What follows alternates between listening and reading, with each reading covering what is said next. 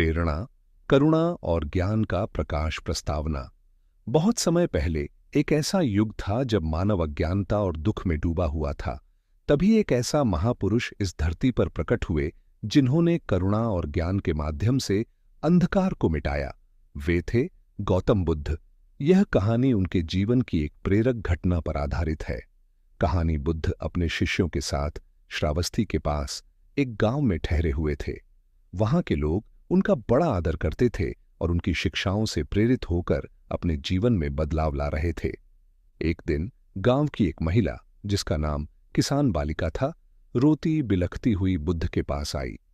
उसकी गोद में उसका इकलौता बच्चा था जो अब जीवित नहीं था।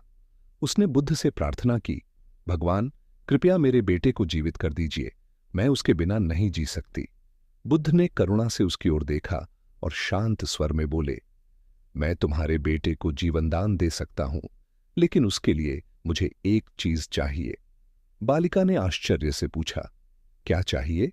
बुद्ध ने कहा, मुझे एक मुट्ठी सरसों चाहिए, लेकिन वह ऐसे घर से होनी चाहिए जहां कभी किसी की मृत्यु न हुई हो। बालिका ने तुरंत सहमति दी और गांव में हर घर का दरवाजा खटखटाने लगी। हर घर में लोग उसे सरसों देने के लिए तैयार हो जाते, लेकिन जब वह पूछती कि क्या इस घर में कभी किसी की मृत्यु नहीं हुई है, तो हर बार उत्तर एक ही होता, हमारे घर में भी किसी प्रियजन की मृत्यु हुई है। पूरे दिन प्रयास करने के बाद बालिका को यह समझ में आया कि मृत्यु जीवन का अभिन्न हिस्सा है। वह वापस बुद्ध के पास लौटी और बोली, भगवान, मैं अब समझ गई हूं कि मेरा दुख अकेला नहीं है, यह संसार का नियम है।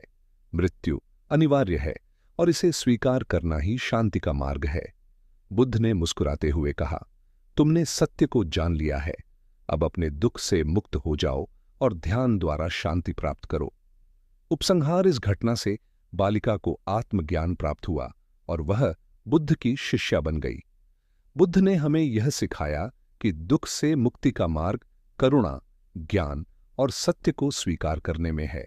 उनका जीवन और शिक्षाएं आज भी मानवता के लिए प्रेरणा का स्रोत हैं।